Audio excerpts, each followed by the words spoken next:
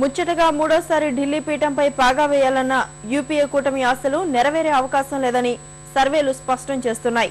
అవినీతి ఆరోపణల్లో కూరుకుపోయిన ప్రగతిశీల కూటమి వచ్చే సార్వత్రిక సమరంలో 50 స్థానాలు కోల్పోతుందని తేల్చి చెబుతున్నాయి. భాజపా నేతృత్వంలోని ఎన్డీఏ కూటమి 40% స్థానాలు గెలుచుకుంటుందని, ప్రభుత్వ ఏర్పాటులో ప్రాంతీయ పార్టీలు కీలక భూమిక పోషించనున్నట్లు ఇండియా టీవీ టైమ్స్ నౌ సర్వేలో తేలింది.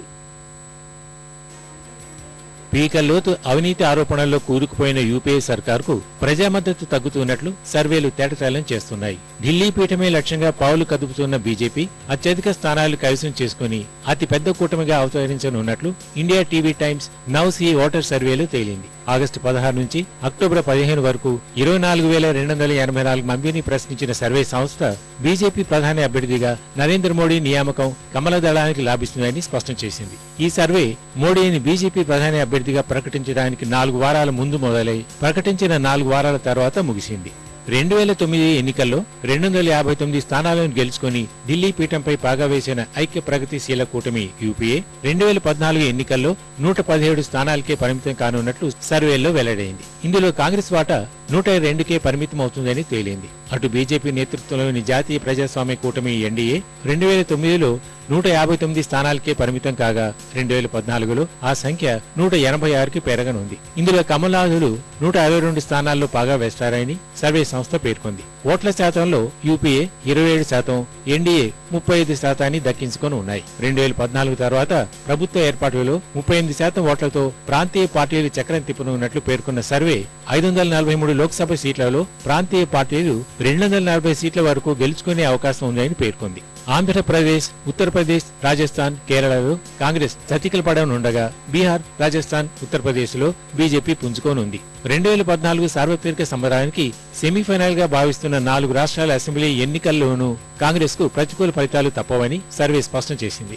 రాజస్థాన్, మధ్యప్రదేశ్, ఢిల్లీలో హస్తానికి బీటలు వాడతాయని, ఛత్తీస్గఢ్ లో మాత్రమే పర్వాలేదనిపిస్తుందని పేర్కొంది. రాజస్థాన్లోని 25 స్థానాల్లో బీజేపీ 19 స్థానాల్లో విజయం సాధిస్తుందని గణాంకాలు వెల్లడించాయి. 20 స్థానాలున్న కాంగ్రెస్ 5కే పరిమితం కానుంది.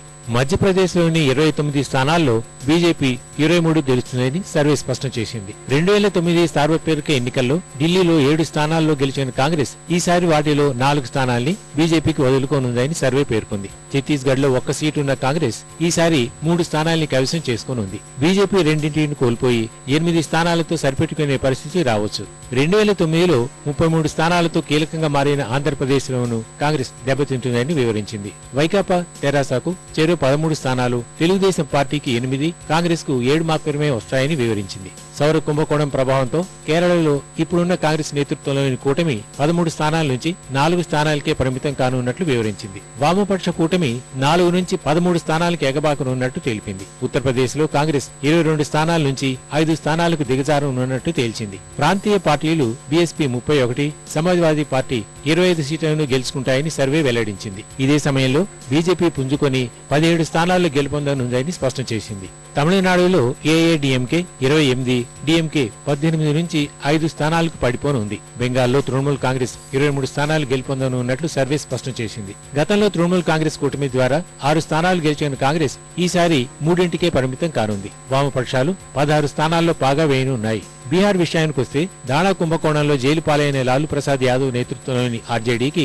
14 స్థానాలు వచ్చే అవకాశం ఉందని వెల్లడించింది. నరేంద్ర మోడీ అభ్యర్థిత్వాన్ని వ్యతిరేకిస్తూ బీజేపీతో తెగతెంపులు చేసుకున్న నితీష్ కుమార్ పార్టీ జేడీయూ 9 స్థానాలకే పరిమితం కానుంది. బీహార్లో ఆర్జేడీతో సమానంగా బీజేపీ 14 స్థానాలు గెలుచుకునే అవకాశం ఉందని పేర్కొంది. గుజరాత్ లో మోడీ ప్రభంజనం ముందు కాంగ్రెస్ వెలవెలబోనుందని సర్వే స్పష్టం చేసింది. గుజరాత్ లో ఉన్న 26 లోక్సభ స్థానాల్లో బీజేపీ 22 కైవసం చేసుకున్నట్లు పేర్కొంది. గతంలో పంజాబ్ లో శిరోమణి అకాలీదళ్ బీజేపీ కూటమి మొత్తం 13 సీట్లలో 9 స్థానాల్లో విజయం సాధించనుంది. కర్ణాటకలోనూ 13 కాంగ్రెస్ కు, 12 బీజేపీకి రానున్నాయని సర్వే వెల్లడించింది. మహారాష్ట్రలో కాంగ్రెస్ 16 నుంచి 11 స్థానాలకు పడిపోనుందని సర్వే స్పష్టం చేసింది. ఎన్సీపీ 8 నుంచి 6కు పడిపోనున్నట్లు సర్వే స్పష్టం చేసింది.